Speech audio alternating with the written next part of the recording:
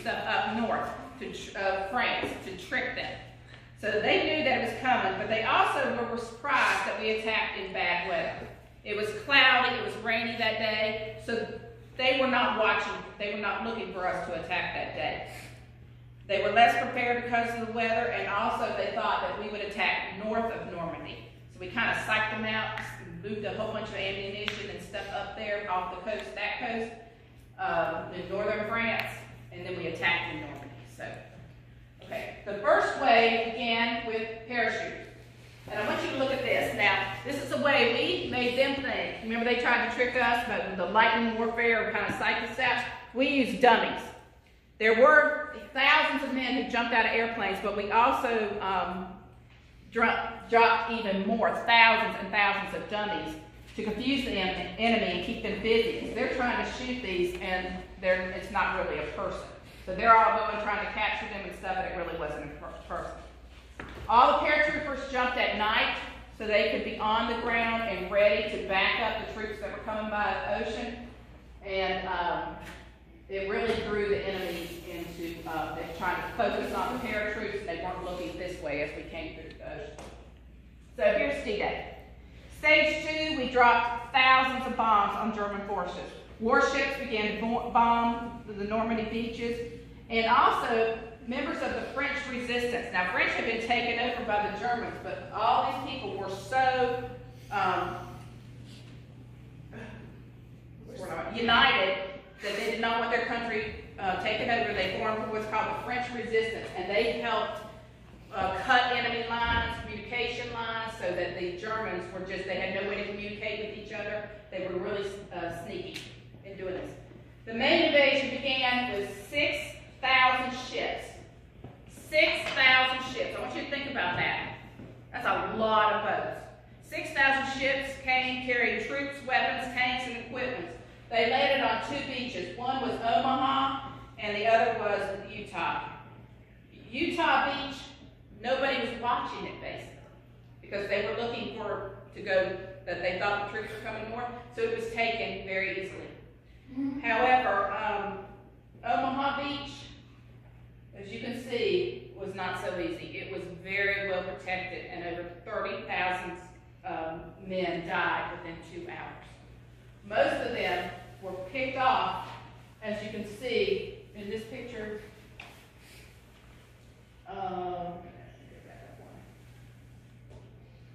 Here.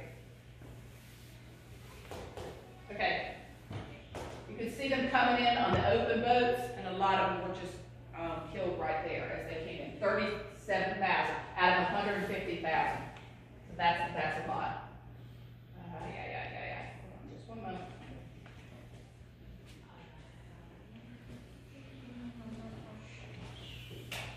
All right, so Pearl Harbor. All right, so D-Day. So here's on the 2 beaches. There's a movie. If you ever get a chance to watch it, Saving Private Ryan. Wait till you're older. But it's a very good depiction of what happened at D-Day. So we are victorious. The Allies, we go in. This is the American soldiers liberating France. You can see them walking down the Champs-Élysées as they liberate France. And in December, a large attack is made by the Germans called the Battle of the Bulge. Here's up here. It's in the winter. Germany is decisively defeated after that, and they know that they are on their way out. Now, Germany says, what would you do? Instead of just surrendering, Germany begins a death march. It opens up all the concentration camps, and it makes the people start marching, because the thought is it's cold, it's wintertime, that they'll die along the way. If you fall down, they shoot you.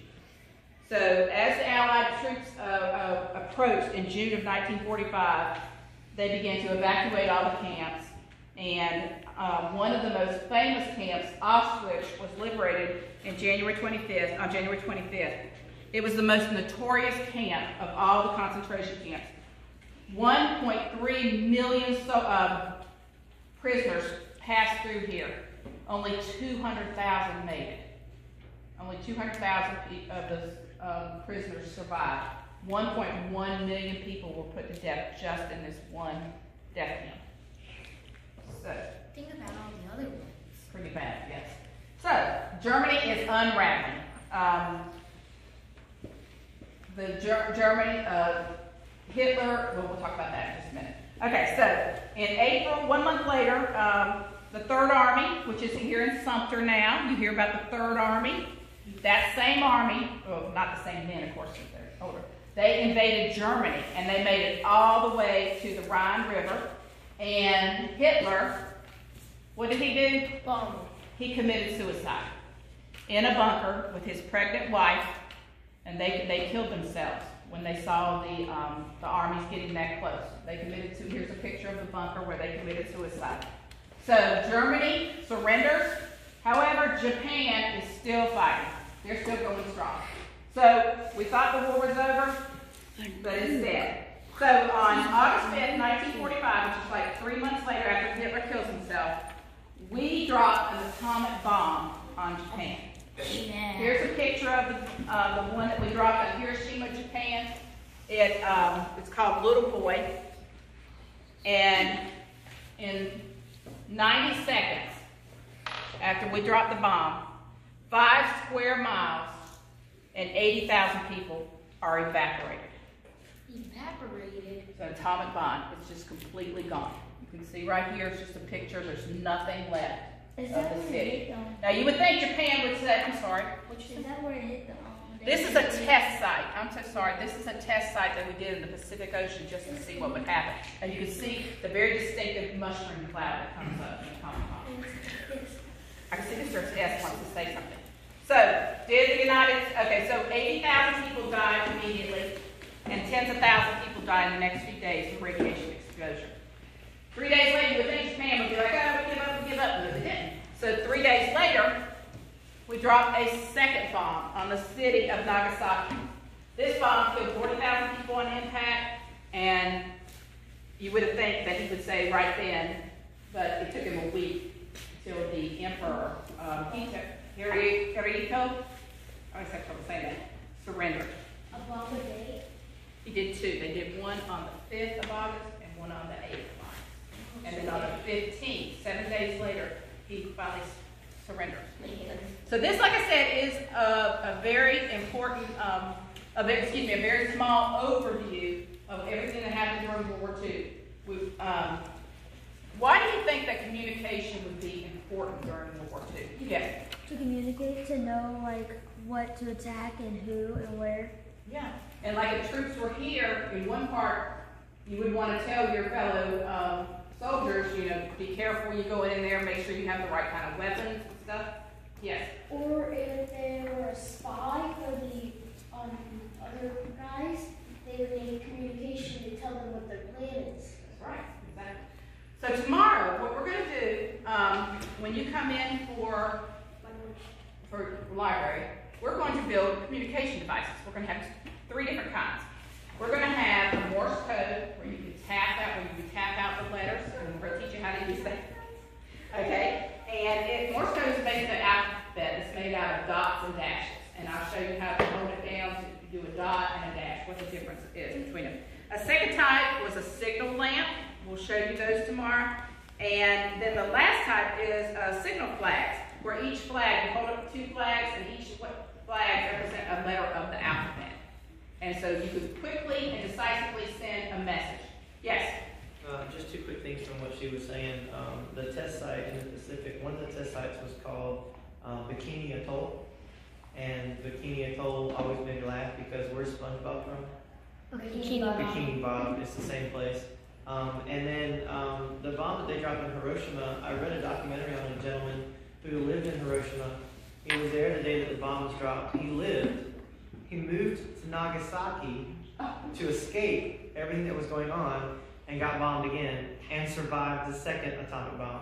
So he's the only person on the planet that we know of that survived 2 atomic bombs. Me. Yes, he's bomb lottery ticket. Yeah.